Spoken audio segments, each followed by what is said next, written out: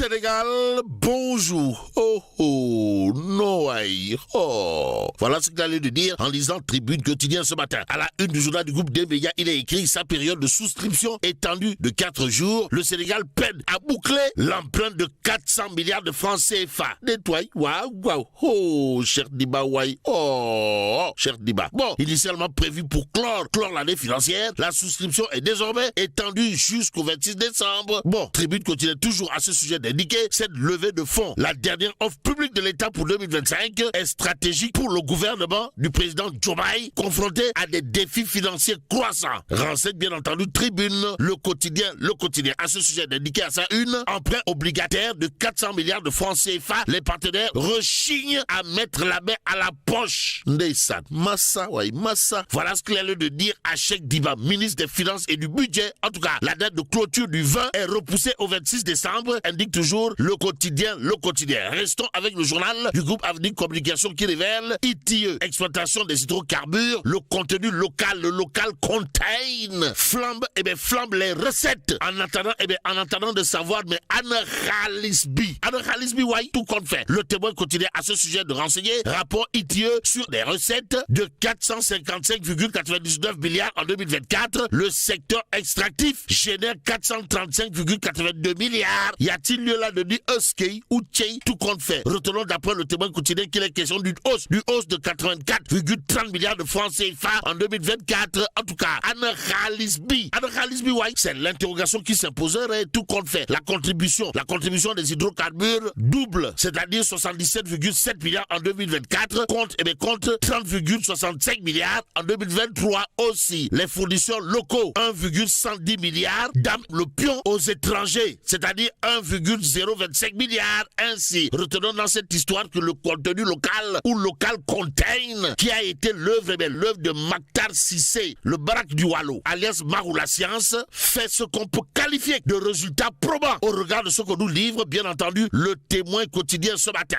Direct News pour sa part, de parler de projet immobilier du Lac Rose, histoire de révéler bradage d'un patrimoine mondial sénégalais aux Sénégalaises et aux Sénégalais. Direct News d'expliquer dans un pays où les dirigeants n'ont cessé de dénoncer la mainmise des étrangers sur notre économie, le choix d'évincer le privé national au profit d'une entreprise venue d'Égypte interroge profondément. Bon, les Sénégalais n'ont pourtant pas, alors là, pas du tout, oublié l'échec retentissant du Mirage Icon City ou encore les centaines de logements prévus sur le pôle urbain de Diamniadio qui n'ont jamais, au grand jamais, vu le jour. Ce jour, Direct News d'expliquer toujours, mais derrière cette vitrine, le projet porté par le groupe Casa Orascom, avec bien entendu le soutien actif de la DGPU, ressemble surtout à une privatisation progressive de l'un des joyaux naturels les plus emblématiques du Sénégal. Que dire à ce sujet sinon Mbir Bangok, Yenongok. En tout cas, le peuple continue pendant ce temps d'afficher le crachat, pour ne pas dire le pavé dans la barre, voire le coup de pied dans la fourmilière du parti de Oumar Sarr Dagana. Bon, révision du procès Mame Mbaye Niang Ousmane Sonko, les cadres du PLD réclament Raking Tak Taf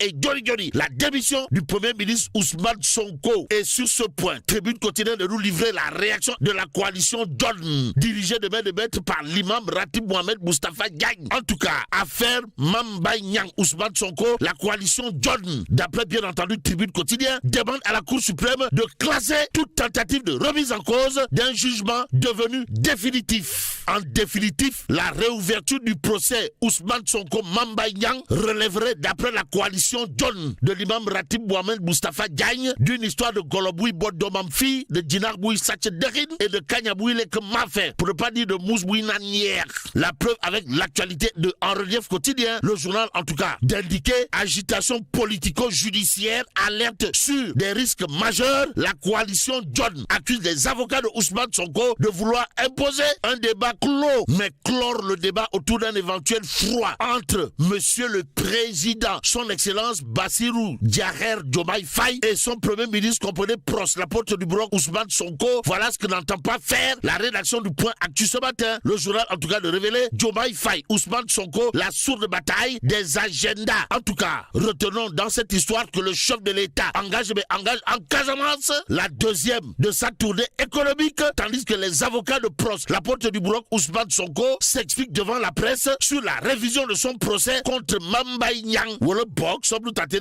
que retenir d'autres de ce que le point actu considère de sourde bataille des agendas entre Bassirou Djaher, Diomaye Faye et Ousmane Sonko. Sinon, hier sur les réseaux sociaux, l'image du siège de la coalition Diomaye président est largement partagée. Aussi, le siège annonce les couleurs bleues et rouges pour la coalition Diomaye président, précise toujours le point actu. Le journal de relever un fait clair, comprenez, les couleurs bleues et rouges, différentes du vert et du rouge de Pastef, sont apparemment un pas de plus dans la démarcation entre les camps Diomaye et Sonko. Note bien entendu le point actu ce matin. Ce matin, le journal de nous parler de l'actualité de la CNDH, dirigée par l'excellente professeure titulaire de chaire Amsatou Sow Sidibé, pour ne pas dire la Kangfori, professeur titulaire de chaire Amsatou Sow Sidibé. Voilà Ndana Kouli Fadjiri, professeur titulaire de chaire de classe exceptionnelle Amsatou Sow Sidibé. En tout cas, dérive sur les réseaux sociaux, la CNDH alerte sur la recrudescence des menaces de mort et des discours de haine. Waukoumbe, sommes-nous tentés de dire au professeur titulaire de chaire de classe exceptionnelle Amsatou Sow Sidibé et la Commission nationale des droits humains qui, en tout cas, s'inscrit dans une dynamique d'alerte face à des attitudes dépassant parfois l'entendement dans les réseaux sociaux. Aussi, l'organisation dénonce un espace numérique devenu canal de violence, informe toujours le point actu ce matin. Ce matin, retenons également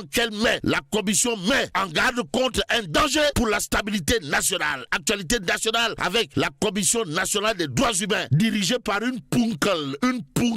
Comprenez le professeur titulaire de chaire de classe exceptionnelle Amsatou Sow Sidibé. Et là, il est question de l'appel à la fermeté et à la responsabilité de tout un chacun.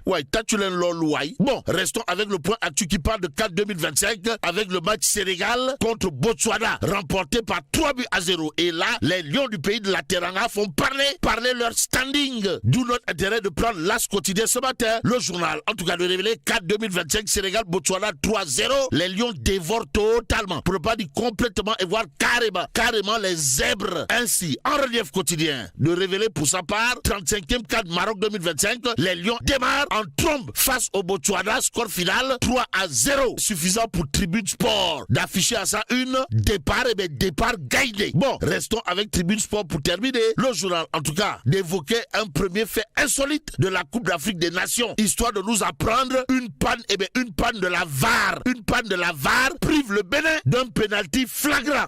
Et là, mais là, c'est dong de. Bon, que Dieu préserve l'Afrique.